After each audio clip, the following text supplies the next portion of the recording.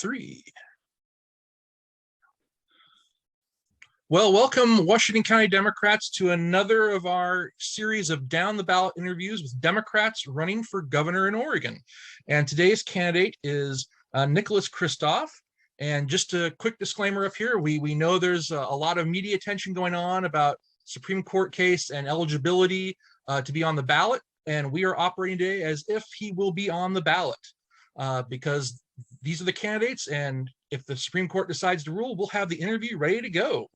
So thank you, Nick, for joining us. Well, I'm delighted to be with you. Yeah. Could you tell us a little bit about your background?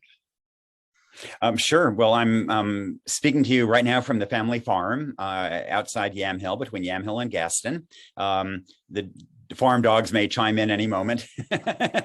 And so I exist only because Oregon in 1952 welcomed my dad as a refugee from Eastern Europe. And he arrived here speaking no English, got a job in a logging camp in Valsetz in the coastal range.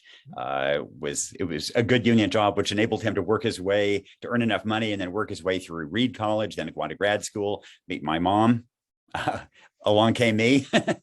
And so I grew up on the farm at a time of great upward mobility. And then good jobs went away in Yamhill.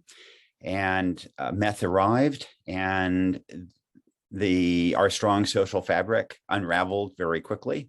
At this point, more than a quarter of the kids on my old number 6 school bus have died from drugs, alcohol, and suicide.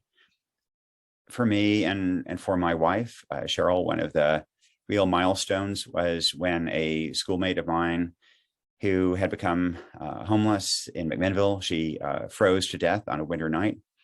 And trying to understand how that had happened to Stacy and how we had enabled that to happen, to let that happen to Stacy, really shook us.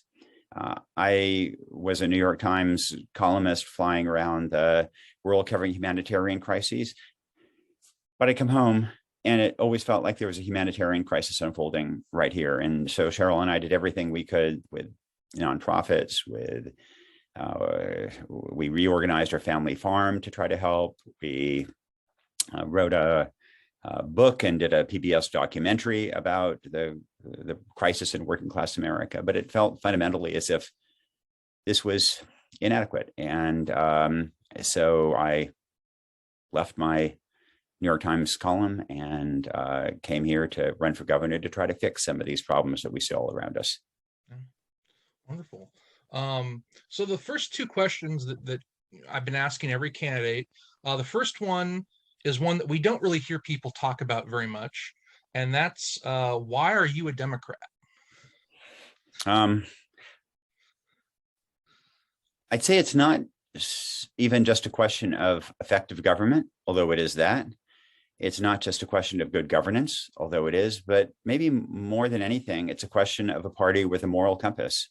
And I think that was true long before Donald Trump came along. I was a little kid during Vietnam and during the civil rights movement, but I do remember that period. And those were times when we were called upon to show our moral colors. And the Democratic Party was on the right side of history. And that very much framed my childhood and youth.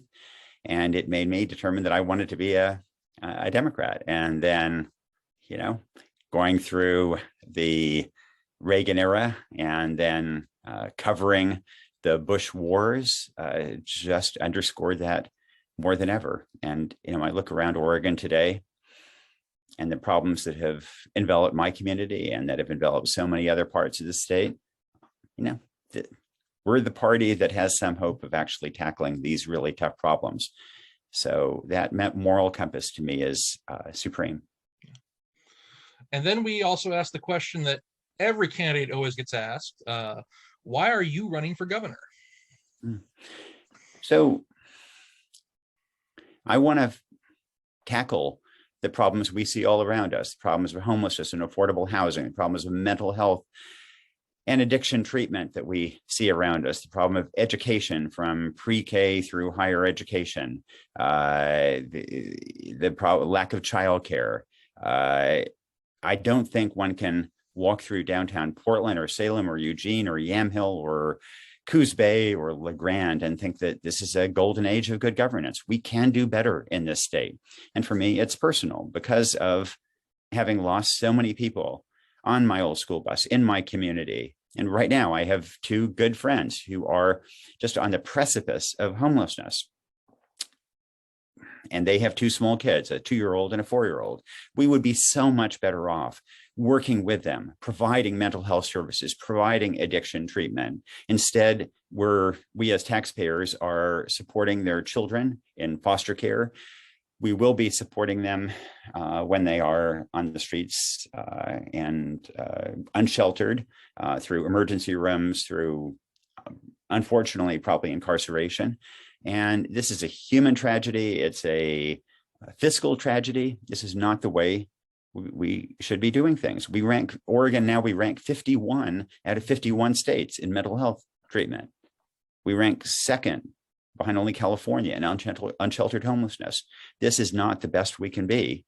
And for the sake of our state and for the people in it all around the state, I think we can do better. You've outlined a couple issues there. What would you say is the most important one facing Oregonians in the next year? I would put it at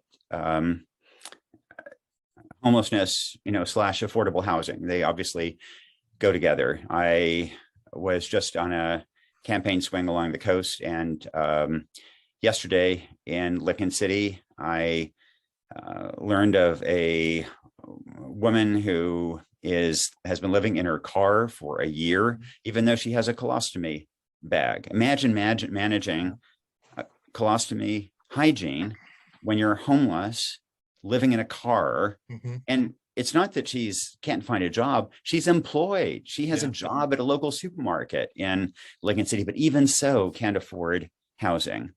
We have 22,000 kids around this state who are homeless, 22,000. And it feels deeply frustrating that we haven't been able to make more strides on this problem. And indeed, on the supply side, every year we need another 40,000 housing units in Oregon just to stay where we are. We're only building about half that many. So every year the problem is getting deeper.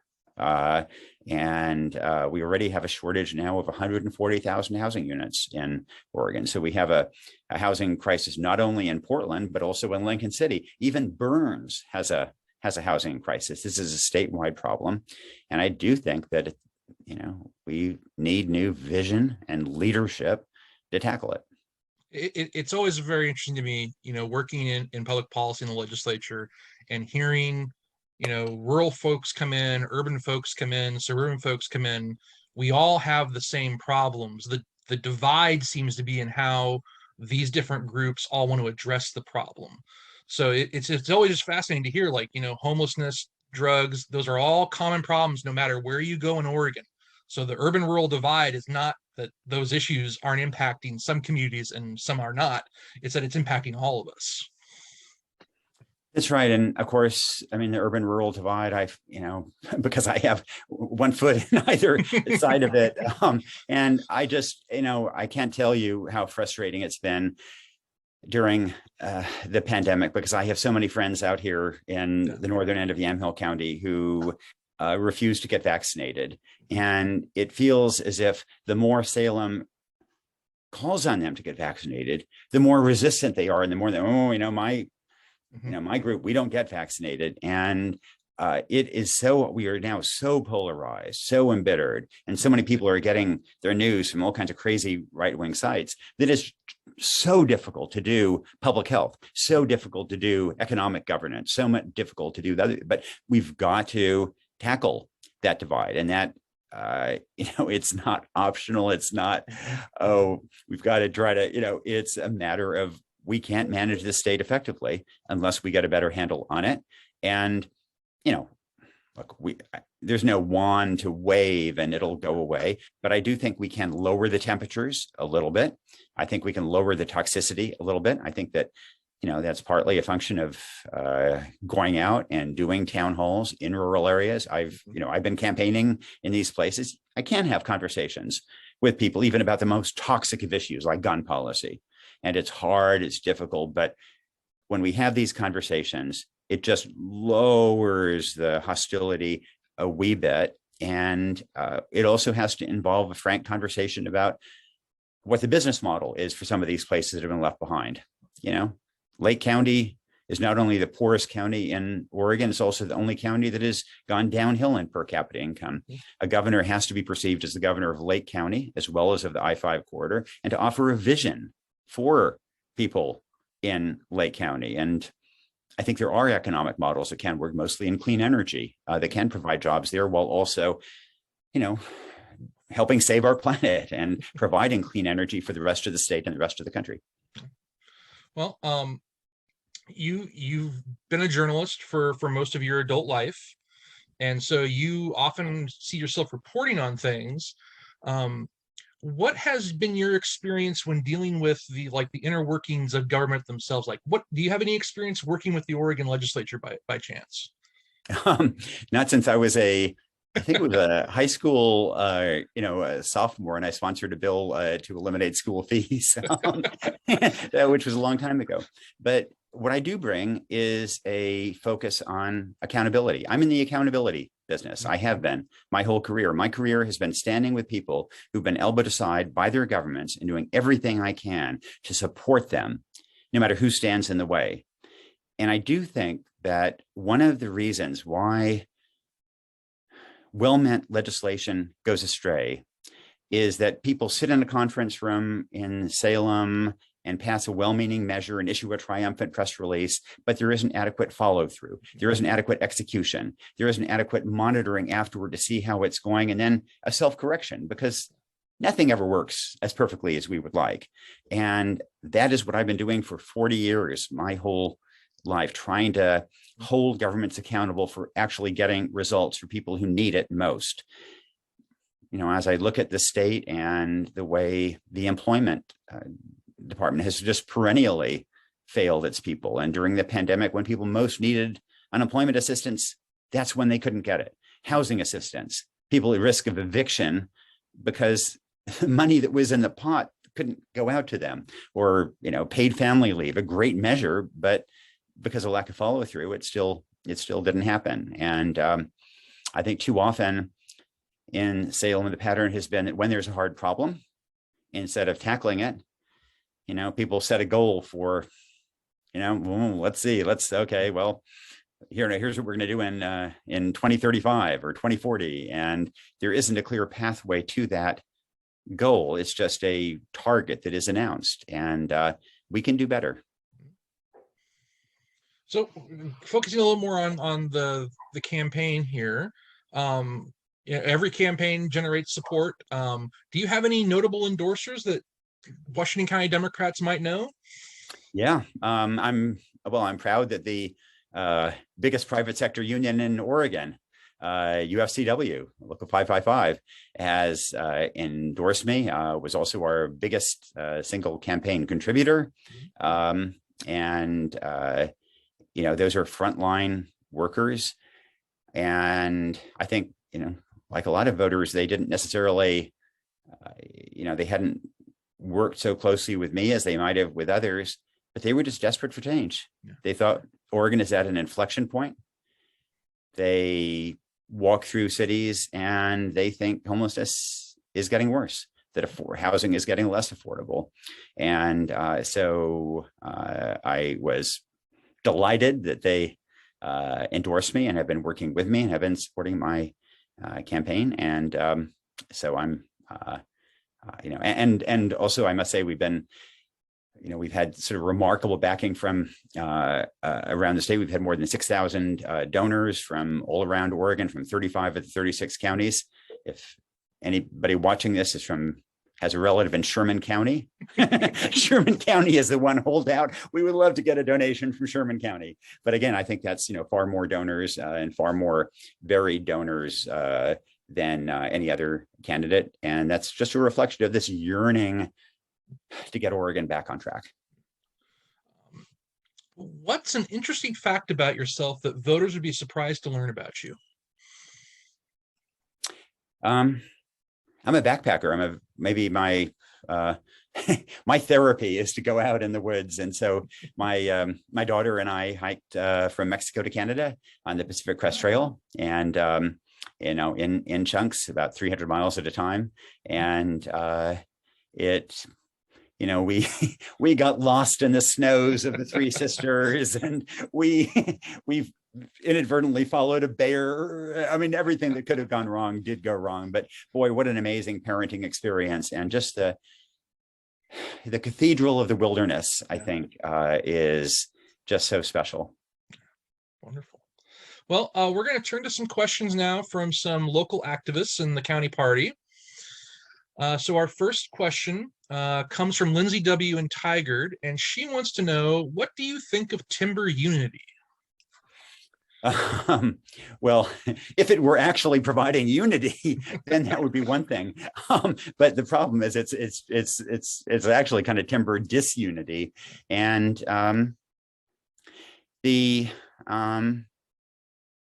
just I'm just saddened by the hostility toward government in some quarters, and this is reflected in many of my old friends, and there is a real bitterness toward the state government and toward national government, an incredible distrust, and I worry about this potentially taking violent turns. We saw that obviously in Salem, we saw it in Washington, and I know two people in Yamhill County who are both talking about, an armed revolution.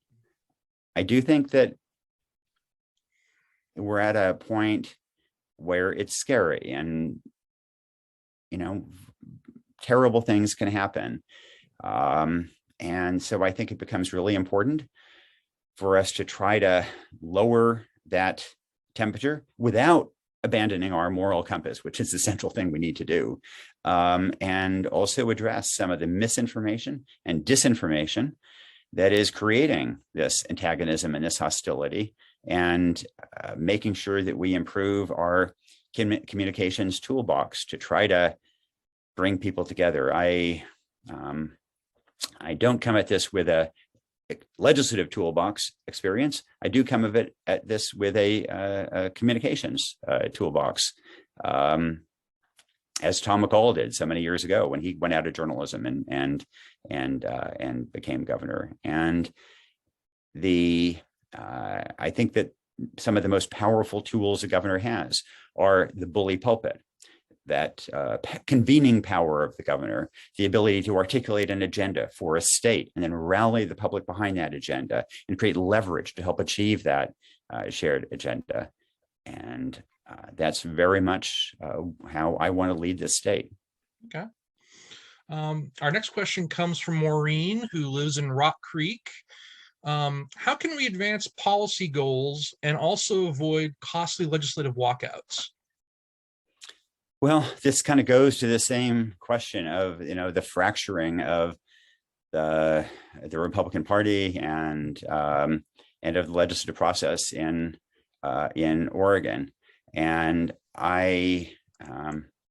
as I travel around the state, I've periodically been told that my lack of political baggage would be a real advantage in trying to lead the state, that people don't immediately approach me with, the hostility that is built up over recent legislative sessions, and that may be an advantage in trying to bring people together toward shared goals.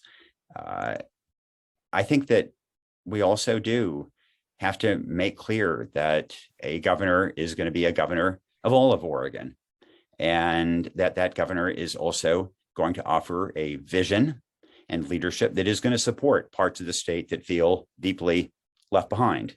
And if people in Coos Bay feel that a governor is working to provide an economic model that can give their children hope, that can give them a reason to stay in Coos Bay, then I think it becomes a little bit easier at the margin to try to talk, to negotiate, to work out deals. And, this isn't going to be easy, but I've spent my career negotiating with warlords, and if I can negotiate with warlords and come back and stay alive, I can negotiate with people in Salem, no problem. This question comes from Carol out in Tualatin, and she wants to know, how do we proactively manage our state government to avoid the meltdowns like you've referenced in the unemployment department or the rollout of the Affordable Care Act? So a fundamental element of government, it's not just the vision, it's the execution. So much of this is execution. It's about accountability. It's about holding people accountable for their actions. In Oregon, our political system creates somewhat diffuse responsibility because of all the commissions, and that, I think, tends to somewhat impede that sense of direct responsibility and accountability. But a governor can recreate it, can hold people accountable, and especially can make sure that the metric that matters is not the triumphant press releases that are issued, but whether things actually change on the ground. So it's great that we pass more resources for mental health, but right after that, the mental health community and the substance use disorder community wrote a desperate letter, public letter, saying that a dozen clinics serving people with these needs were closing down because of staffing crises, and that services for adolescents in particular were being decimated. And I was just engaged in a case where a 13-year-old girl in Portland, in a full-blown mental health crisis, a danger to herself and to others, couldn't get a bed anywhere in Oregon, was held in an emergency room, a hospital emergency room, for days, and then shipped out to a bed in another state, 1,000 miles away. We are failing that girl. We are putting her at risk for all kinds of problems down the road.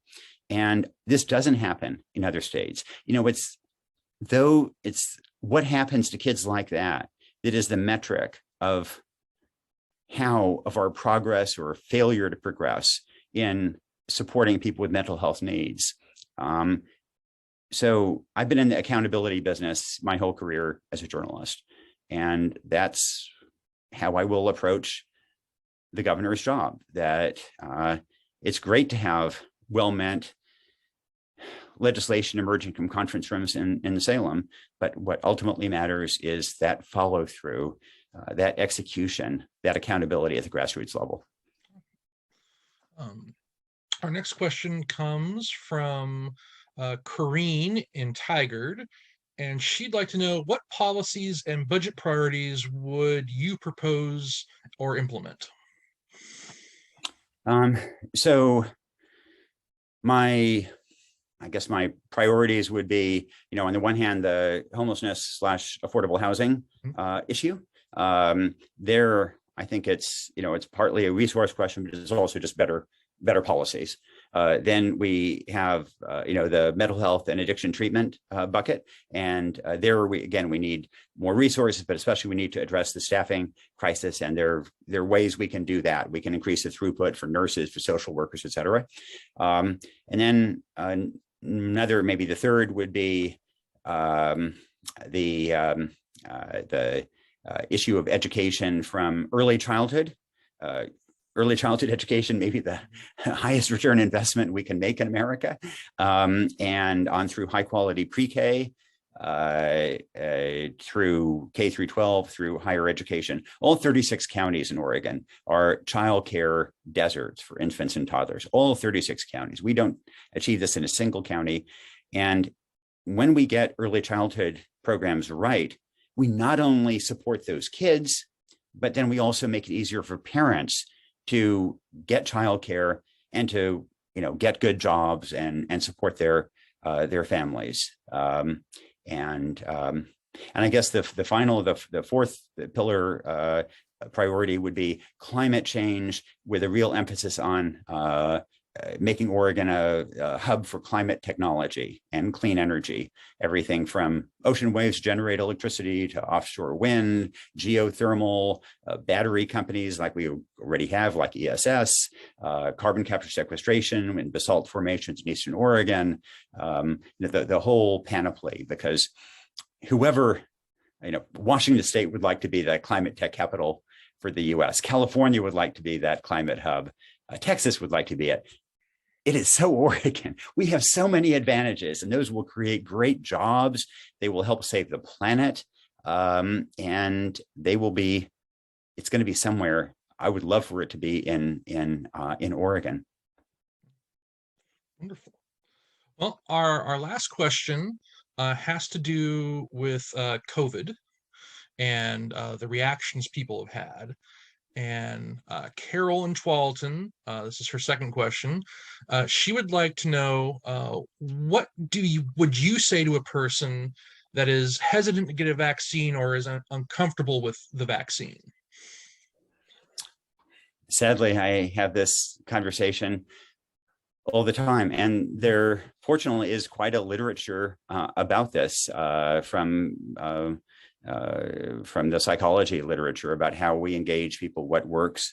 And it's a process, not what tends to work most successfully in changing minds on vaccine is not browbeating them or humiliating them, but it's engaging and asking questions and trying to sow a little seed of doubt that can grow over time. So, and trying to, social psychologists call it complexifying the issue. So you say, oh, you're going to get a vaccine or not get, you don't make it a binary decision, but you say, well, what would convince you to get the vaccine? How much,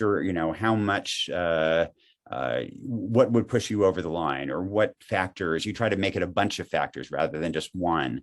And then one cites authorities that are going to be meaningful to the other person. So if this is, a person of faith, then one might cite, the faith community about the importance of vaccines and personal responsibility.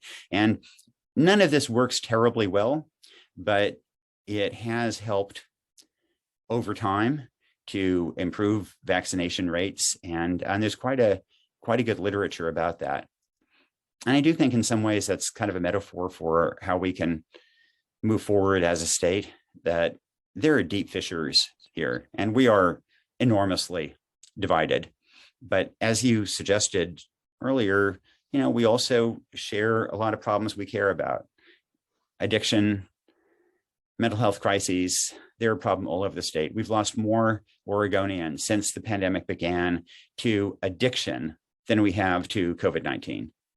And that's because of people dying in Portland. It's because of people dying in Medford, in Lincoln City, in Ontario. It's all over the state. And so when we share these values, to the extent we can emphasize those shared values, those shared concerns, and try to find some themes that we all care about, that helps a little bit to chip away at the suspicion that divides us. It's not easy, won't disappear in a moment, but can we do better? Absolutely.